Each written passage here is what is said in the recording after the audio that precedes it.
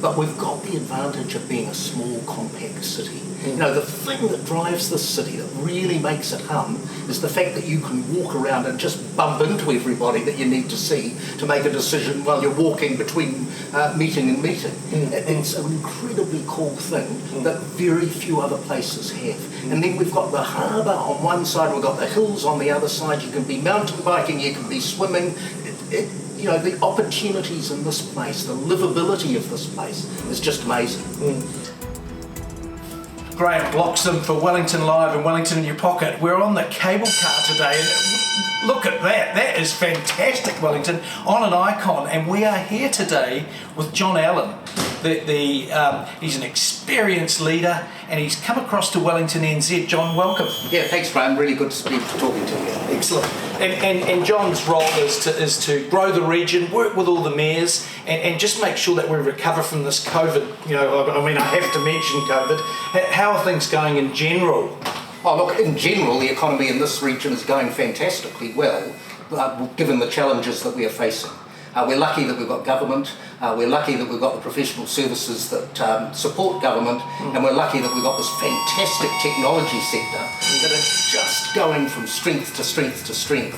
And so that's supporting our underlying economic activity, that's supporting the construction industry, all the building that you're seeing, it's supporting all the activity that's going on. Of course, there are some sectors that have been really hammered, but you know, there's lots to be positive about as we move out of the Omicron period. Well, we're the greatest little capital in the world, and Wellington NZ, we're involved in tourism. Is it just tourism now? I mean, what is happening in travel and tourism in your world? No, it's not just tourism for us. We're interested in everything that makes the economy hum. Everything that creates jobs, that employs people, that gets our hospo businesses, our accommodation businesses, all of that stuff really going interests us. In terms of tourism, obviously it's been really challenging with no international tourists since we had that brief bubble with Australia. But the really cool thing has been the way the tourism industry has been able to adjust itself to focus on the domestic market. Well, look at us. We seem like we've come into a disco right now. Yeah, exactly. And Wellington's vibrant. Wellington's alive. Take us through what it's going to be like when we come out of this with the events. What sort of planning do you do? And is it easy to get 660? Look, it's not easy to get events. It's hugely competitive, obviously. Everywhere in the country wants these great events. But the cool thing is that Wellington is known by the promoters of the events and the artists as a fantastic place to come. And one of the reasons is that we work closely with the city. We're in lockstep with the stadium. You know, it means we can make decisions quickly. Our artists and promoters don't need to go to about 500 different people in different parts of council and government to make things happen. Nice and clean. Nice and clean. Is it? Do you negotiate with the bands yourself, or do you have a team? Yeah, no, there's a team. They wouldn't let me anywhere near them. I wouldn't be able to do the deals they do. Why is that? You're a deal doer. I'm a deal doer, but these guys understand the market. They understand the people. They know them. They know the drive, what drives them. They're far closer to the action than I am, and I'm better to leave it in the hands of the true professionals than try and wander in and make a mess. So we're doing this for a couple of reasons: to promote Wellington and give a better understanding of the size of Wellington NZ and what they do, but also for Wellington Men. I've invited John to be a part of the Men of Wellington series, but he's from the Waikato. And so tell us about the gift you're going to bring across as an honorary person to get into Men of Wellington. Well, let me just say first that I've been living in this city since I was 18, and as you can see, that was quite a long time ago, despite all the effort that I'm putting into my body. So you know, truthfully, I see myself as a Wellingtonian, but you never leave your roots, really, do you? I mean, I still have to support the Chiefs and the Waikato team when they're not playing the locals. And you do? And I do. And I do, yeah. And do you work close with your region? Do you work close with all the regions in New Zealand? Well, we touch base with all the regions in New Zealand, but truthfully, we're taking the lead. We're going places. We've got our own agenda here. They've all got their things that they're doing, but we're really focused on the people of this place and the opportunities here at the moment. But look, coming from the Waikato is a great place. The Waikato's, you know, home for me still, really. Despite so many years in this city, I learned heaps there growing up, you know, with just in the 1970s in the Waikato. It was cool. Awesome. So you talk about Wellington leading. What sort of steps are you taking, and how hard is it to make a city like this lead? Oh, look, it's challenging to get everybody joined up, but we've got the advantage of being a small, compact city. You know, the thing that drives this city, that really makes it hum, is the fact that you can walk around and just bump into everybody that you need to see to make a decision while you're walking between meeting and meeting. It's an incredibly cool thing that very few other places have. And then we've got the harbour on one side, we've got the hills on the other side. You can be mountain biking, you can be swimming. You know, the opportunities in this place, the livability of this place is just amazing. Have you been for a swim this year? You've been in the ocean? Not in the ocean this year, no, because you know, it needs to be really warm.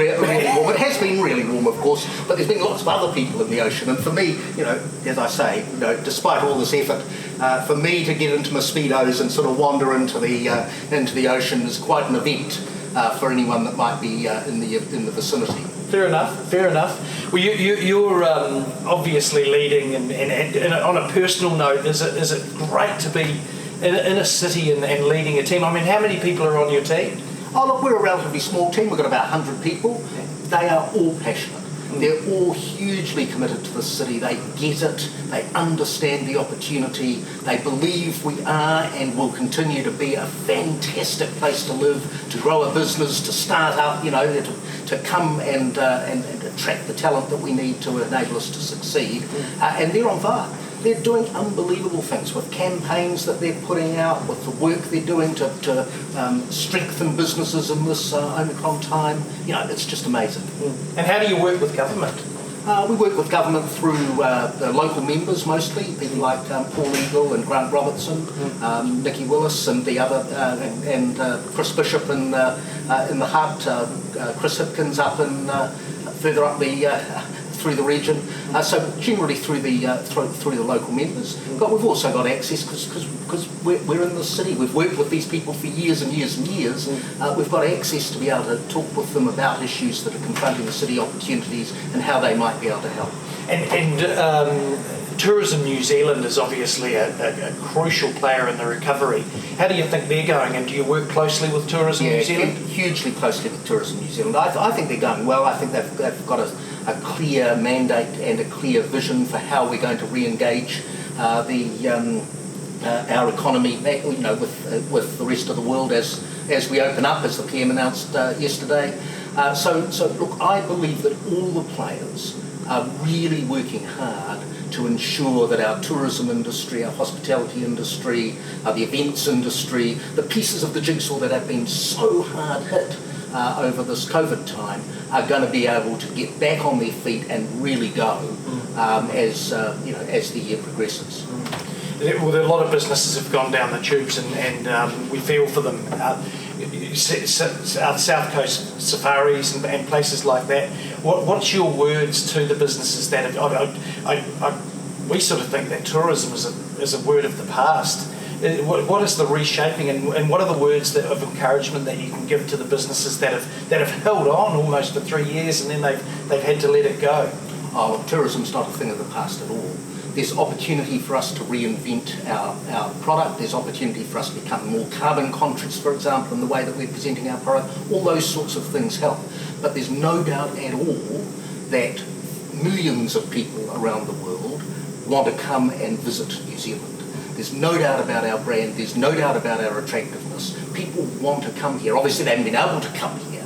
But as the opportunity presents, I've got no doubt that people will be turning up at our borders, wanting to experience our country, and we've got to be ready. And it's not just the operators in the tourism sector; the whole of our society has to be ready to welcome them. Well, what are your words specifically though for them? That was an answer in general. What are your words specifically to those businesses though? Well, I think use the time that you've got now, which is not as busy, to really think hard about your product. Use the time to think hard about how you might reinvent or reposition that product to meet an audience or a customer base that wants something that is eco-friendly, wants something that is more personal, that is not corporatised or homogenised, but is about our community, helps them understand our community, allows them to sort of live like locals when they're in our community, because that's the trend in tourism. So you talk a lot about community and our hills and things like that. And what we're going to do now is take an opportunity to just ask you a few questions so we get to know John Allen. So what car are you driving, John? Oh, I drive an old Alfa Romeo Mito. Excellent. And what book are you reading? Oh gosh, Vincent O'Malley, he's a New Zealand historian, and he's written an amazing book called Voices of the Wars, which is about the people who participated in the land wars in the 1840s to 1860s. And he's got, all sides. So he's got Maori voices, he's got colonist voices, he's got politician voices, and it just paints a remarkable and different picture of the history of our country. And what's for dinner tonight? Oh God, I haven't got anywhere near dinner tonight, my friend. I don't know, it'll be takeaways, but as I go home, I think it's a long weekend this weekend, isn't it? So I think the family will be pretty, pretty relaxed tonight. And any plans for Waitangi weekend? Not really. I've actually got some work to do, which is a shame. I'm lucky enough to be involved with the university here, in addition to the work that I'm doing at Wellington Inc. And there's a whole heap of things going on in the university world that I just need to be able to turn my attention to over that period. Busy weekend for John Allen, and happy Waitangi weekend, Wellington. Have a fantastic time out there, and thank you again, John, for an insightful interview, and all the best for tourism and the recovery. We talk about the recovery. Thank you very much. Thanks, Graham. It's really good to see the work you're doing and the way and the passion with which you're promoting our city. Thank you. Okay, as Wellington in Your Pocket is an experience engine, and we can join business and places together to help people that are struggling with things to do, I'm going to put John Allen under pressure here. John, if you had to glue 4 or 5 businesses together for an experience for your family or a friend or someone you were showing around the city, what would it be? First I'd walk down Marangi, the hill from Waikato, which is where I live. So that's a fantastic walk, it exposes them to the city. That takes you down along the waterfront to Te Papa, which I think is a necessary visitor attraction for anyone in our place. It's opposite. If you cross the road from Te Papa, you can go and have lunch at Field and Green, which is Laura Greenfield's place, which is the top of the pops in Wellington at the moment, the current Felix Award winner. Then I'd wander back to Unity Books, because that's a particularly favourite of mine, and frankly anybody who visits our city should pop in and see Tilly and the team at Unity. And then I'd be rocking down for a drink. Probably at the moment I'd probably go to the new hotel in Gusney Street and go to the Puffin Bar. Wow. And have an ale or two with them. So you'd get up, bit of a walk, bit of culture at Te Papa, a lunch, get a new book, and then have a beer. That's it. Oh, that's fantastic. That sounds like a wonderful experience. Well done, John. Thank you very much indeed.